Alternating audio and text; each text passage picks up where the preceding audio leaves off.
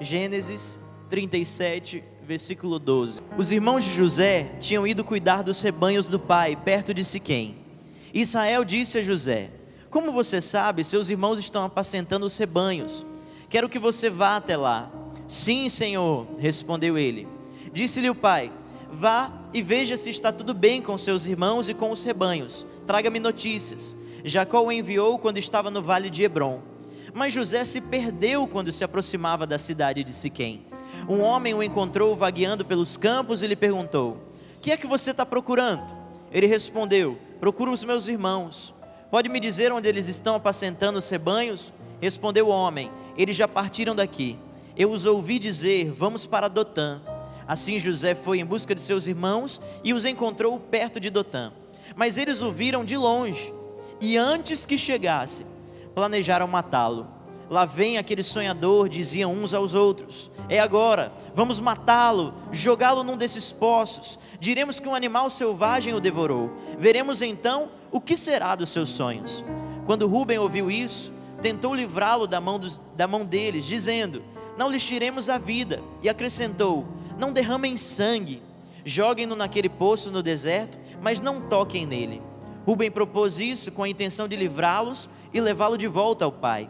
Chegando José, seus irmãos lhe arrancaram a túnica longa, agarraram-no e jogaram no poço, que estava vazio e sem água. Ao se assentarem para comer, viram ao longe uma caravana de ismaelitas que vinha de Gileade. Seus camelos estavam carregados de especiarias, bálsamo e mirra que eles levavam para o Egito.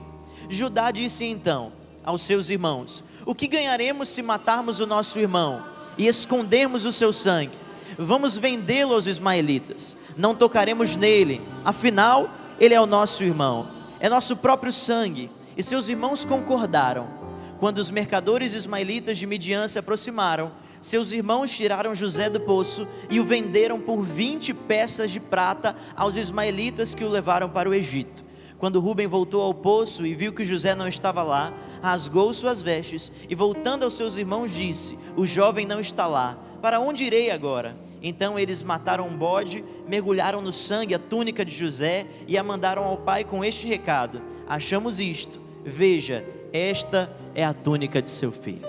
Quando eu comecei a preparar essa mensagem, eu pedi a Deus que me trouxesse um direcionamento para tratar sobre cura na nossa família. Afinal de contas, o inimigo descobriu que se ele destruir a família, ele destrói uma geração, ele destrói uma cidade, ele destrói um país, ele destrói uma nação, ele pode destruir o mundo, se ele começar destruindo famílias. Então ele, descobrindo isso, ele começa a nos atacar. E eu fui para a Bíblia e eu começo a entender que um dos maiores ataques que já existiram a uma casa foi na casa de José. Eu quero que você entenda quem foi José.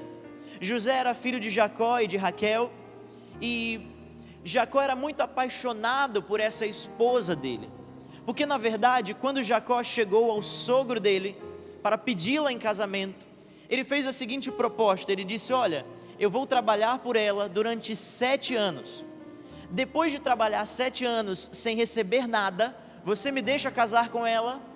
E o pai da jovem disse assim: é claro que eu deixo. E ele trabalhou 7 anos. Chegou o dia do casamento, as festas eram diferentes, nem sempre o noivo tinha acesso à noiva, mesmo no período do casamento. Muitas delas usavam um véu, praticamente que a cerimônia inteira. E ele foi até a noite de núpcias, e só depois ele descobriu que ele havia sido enganado, que o pai, ao invés de ter entregue a filha que ele pediu, havia entregado a filha mais velha, alegando que esse era o costume da época. Só que agora ele já estava casado e ele não tinha mais o que fazer. Porém ele faz uma proposta ao pai daquela jovem mais uma vez. Ele disse assim: olha, já que eu posso me casar com mais de uma mulher, já que a lei me permite isso, então eu vou trabalhar mais 7 anos para poder casar com Raquel. E a palavra de Deus diz que então, somando, ele trabalha 14 anos para se casar com a mulher, com o amor da vida dele. Porém, quando ele se casa com ela, ele já tem outros filhos da primeira esposa. Só que essa primeira esposa sabia sim que ele na verdade sempre foi apaixonado por Raquel. Só que ela se vangloriava por ter sido a primeira a dar um filho homem para ele, a dar filhos a ele. E a palavra nos dá o detalhe que Raquel, ela sofria muito, porque mesmo ela sendo uma mulher muito amada por Jacó, ela era uma mulher estéril. E por conta disso, ela se sentia à margem da sociedade. As pessoas criticavam ela, olhavam para ela de um jeito diferente. Então quando José nasceu do ventre de Raquel, ele veio marcar o fim de uma grande angústia na vida daquela mulher. Quando ele nasceu, foi a maior alegria de todos os tempos para aquela família. Ela não podia dar filhos, ela não podia gerar filhos, e Jacó já era avançado na sua idade. Então para aquele casal foi uma satisfação enorme. Ele veio para poder marcar um novo tempo na casa. Mas por conta dessa felicidade, a felicidade desse casal, a primeira esposa de Jacó, ela começou a sentir ciúmes. Ela começou a sentir inveja e ela começou a levar isso para os seus filhos.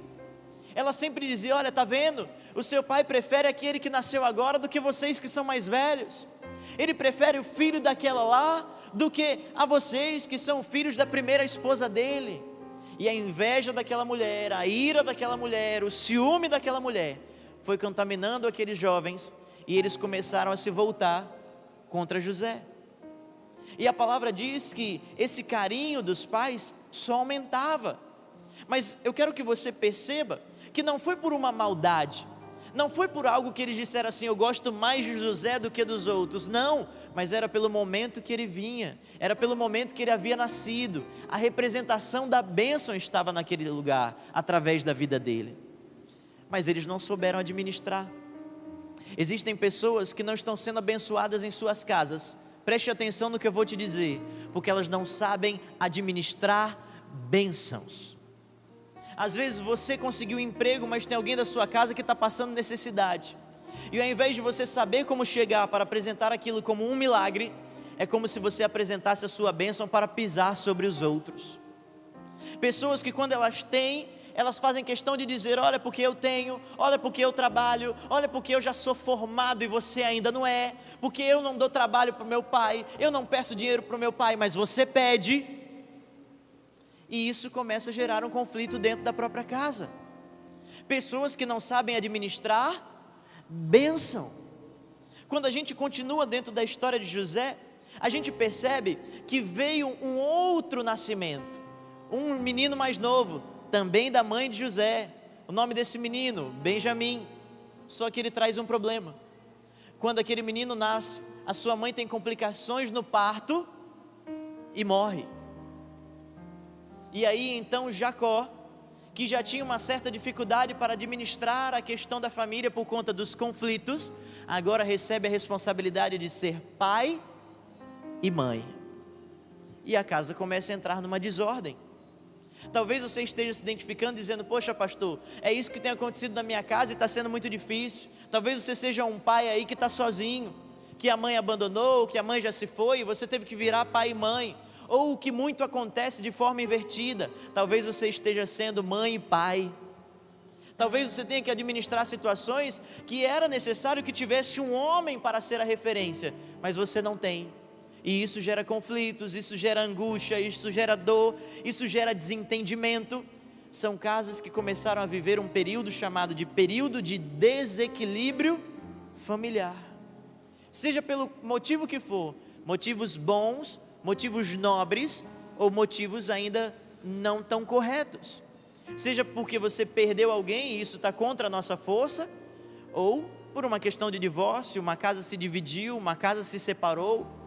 Casais que brigam diante dos filhos, trazendo maldição para dentro da casa. O casal precisa entender que tem hora de fechar a porta para resolver os seus problemas dentro do seu quarto, longe dos seus filhos. E lembre-se que as suas paredes, elas não são vedadas. Então não adianta fechar a porta e gritar como um louco, e deixar com que os vizinhos percebam, deixar com que a criança perceba, porque tudo isso é motivo para desestruturar a nossa casa.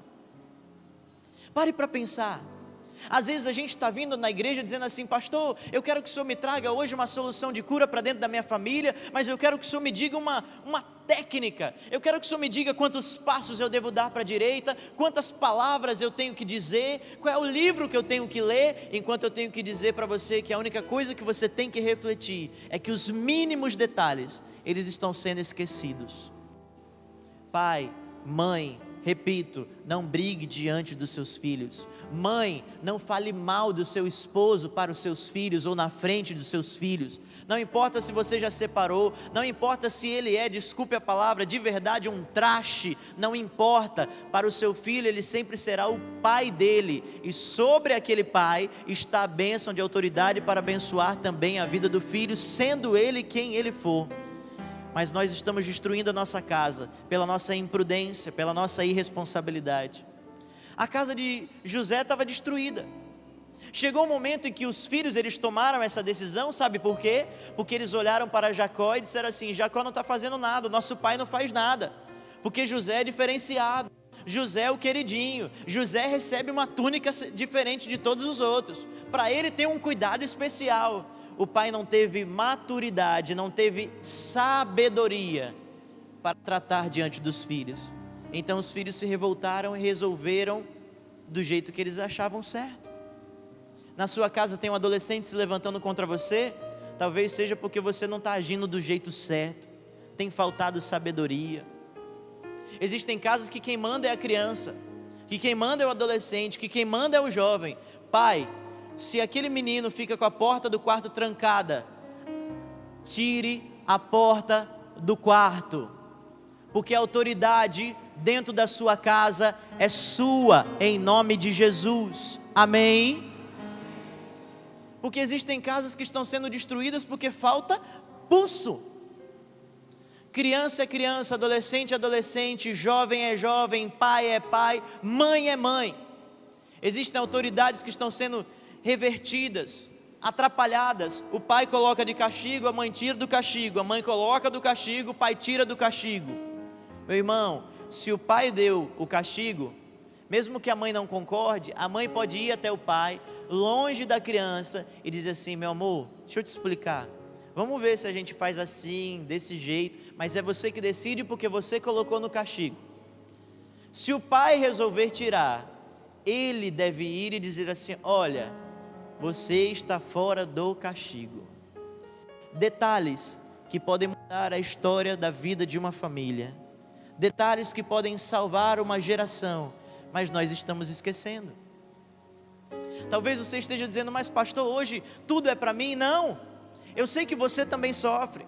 Eu sei que tem gente aqui que já está numa idade de muita experiência, mas guarda coisas lá da sua infância, que ouviu palavras pesadas de pai, de mãe, de pessoas próximas. Eu sei que tem gente aqui que foi abusada por gente de dentro da própria casa. Eu sei o quanto isso é difícil. Eu tenho atendido pessoas, eu tenho sentido na pele, através do que as pessoas têm compartilhado, eu consigo sentir um pouquinho dessa dor junto com os irmãos. Eu sei como isso tem sido terrível, mas isso poderia ter sido evitado se a gente parasse para pensar nos mínimos detalhes. Diga para o teu irmão: esteja atento aos detalhes.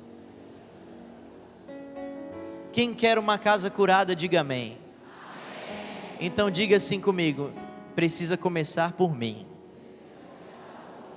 Porque depois de toda a história de José, já perto de encerrar essa mensagem, eu quero que você entenda o seguinte: José, ele foi vendido como escravo, ele se destacou diante dos escravos, depois ele chegou a ser preso porque a esposa de Potifar tentou agarrá-lo, e depois foi dizer que foi ele que tentou agarrar ela. Ele foi preso, depois de um tempo na prisão ele foi solto, até que ele se transforma no governador do Egito, porque quando Deus escolhe, Deus faz assim: Deus transforma aquele que é escravo em alto escalão. Deus vai pegar aqueles que já sofreram muito e vai colocar lá em cima, para que eles deem a ordem, para que a história mude. Mas preste atenção no que eu quero lhe dizer. Quando José teve a chance de acabar com a vida dos irmãos e descontar tudo o que eles fizeram, José não fez.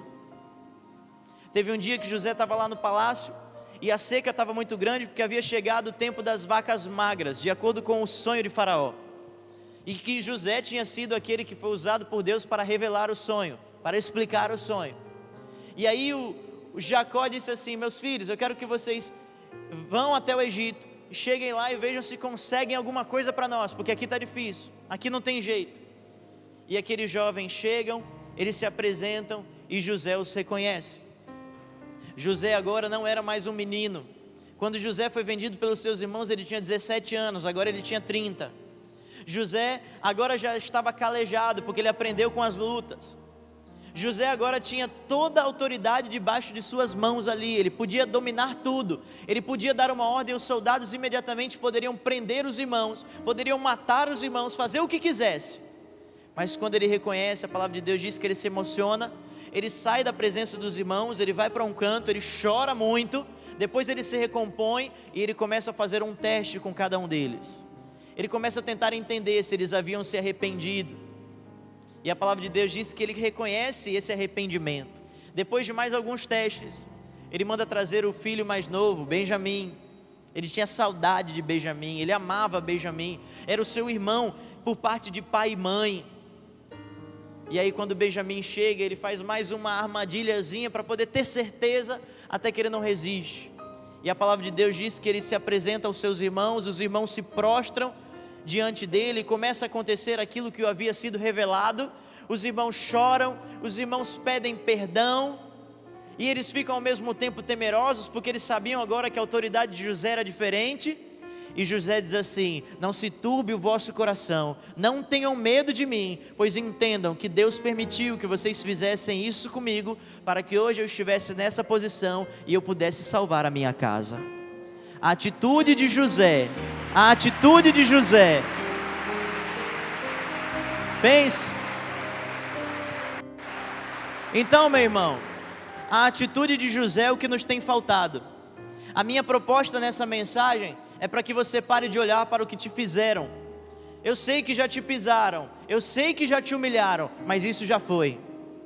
Ah, pastor, mas eu estava saindo de casa agora, e estavam falando coisas para mim, estavam brigando comigo. Já foi. Porque a minha proposta hoje é para que você esqueça o passado, e você faça o que José fez. E aí sim, haverá mudança dentro da tua casa. Às vezes nós queremos uma mudança dos outros, mas nós não estamos tendo a mudança em nós mesmos. Se você quer que os outros mudem com você dentro de casa, mude com eles dentro de casa também. Se você quer ter um marido diferente, seja uma esposa diferente. Se você quer uma esposa diferente, seja um marido diferente. Quer ter um filho diferente, seja um pai diferente. Porque muitas vezes a gente está só esperando: faça que eu farei, mude que eu vou mudar, melhore que eu vou melhorar, enquanto somos nós que conhecemos a palavra. Então a obrigação é nossa de mudarmos primeiro, para provocarmos a mudança dentro do nosso lar, em nome de Jesus. As pessoas da tua casa precisam ver você mudar. Você está rancoroso, você está guardando mágoas, você não está perdoando. Tem cristão que está sem falar com gente de casa. Não é para acontecer isso. Isso não vem de Deus. Ser curado hoje é pedir perdão. Ser curado é liberar perdão. Ah, pastor, mas quem me machucou foi o outro. Faça o seu papel, chegue lá, abrace, beije. Ah, pastor, meu pai não me abraça, meu pai não me beija. Agarra ele, só solta ele quando ele liberar a bênção do beijo sobre a sua vida, em nome de Jesus. Nós queremos a mudança, então precisamos mudar primeiro. Eu quero educação, eu sou educado. Eu quero amor, eu entrego amor. Eu quero carinho, eu entrego carinho. A palavra de Deus nos ensina que melhor é dar do que receber, porque aquele que dá, a entrega, é o que traz os grandes benefícios de uma colheita. A palavra de Deus é tão perfeita, porque esse versículo, mesmo que ele diga assim, é melhor dar do que receber, ele não está dizendo assim, dê, se você receber, tudo bem. Não, porque a palavra de Deus garante o recebimento de bênçãos todos os dias, todas as horas. Só que é necessário uma entrega. Pastor, minha família é difícil. Meu irmão, difícil é não ter família. Pastor, meu pai é complicado. Difícil é não ter pai. Minha mãe é muito difícil. Difícil é não ter mãe. Ah, meus filhos dão muito problema. Você queria não ter filhos? Será que a gente não está reclamando da nossa casa, mas a gente não está fazendo nada por ela? A gente não dobra o joelho pela nossa casa, a gente não jejua pela nossa casa. A gente espera o problema acontecer para depois a gente olhar para a nossa casa e tentar fazer alguma coisa. Enquanto a palavra de Deus diz que o nosso Deus é o Deus que antevê as coisas. Ele primeiro nos prepara para que a gente não precise chegar ao problema, mas se chegarmos estaremos preparados. Mas nós estamos procurando um Deus chamado remédio. Remédio, quando eu estou doente eu vou na farmácia buscar remédio, ou seja, depois que já estou doente. Enquanto eu poderia ter exercícios, eu poderia ter uma combinação de alimentação, um monte de coisa, para nem ficar doente. Existem casas doentes, porque tem gente esperando a hora para usar remédios. E Deus não quer isso. Qual é a hora que nós vamos mudar? Qual é a hora que vamos voltar a ser os cavalheiros? Qual é a hora que voltaremos a ser as mulheres delicadas?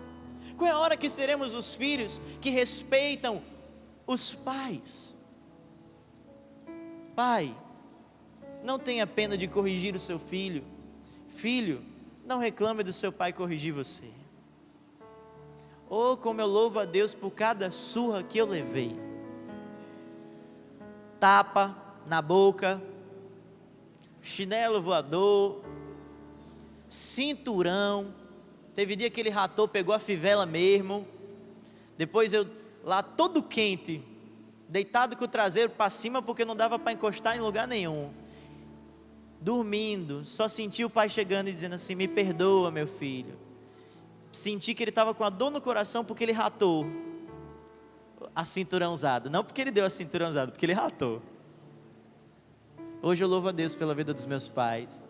Na época foi difícil, na época eu esperneei, meus pais só me perseguem, porque eu já sou independente mesmo, eu vou sair de casa, espere eu fazer 18 anos, hoje eu tenho 31, e se eu pudesse até hoje, estava morando lá em casa, recebendo a comida no sofá, porque agora lá em casa, onde eu moro, é um pouco diferente. Traga comida no sofá, não venha pegar você não, para você ver.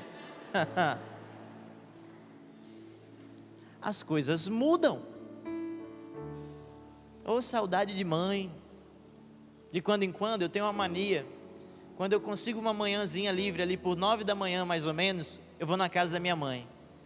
Quando eu chego, a primeira pergunta que eu faço: mãe, tem feijão de ontem? Tem. Tem ovo? Tem. Faz uma mexida aí para mim. 9 da manhã, virado de feijão com ovo. Não é nem pela comida, é pelo que ela me representa. Ela me traz de volta para aquela casa, ela me traz de volta para aquela família. Como é que está a refeição do domingo? Como é que está a sua casa? Como é que está a sua família?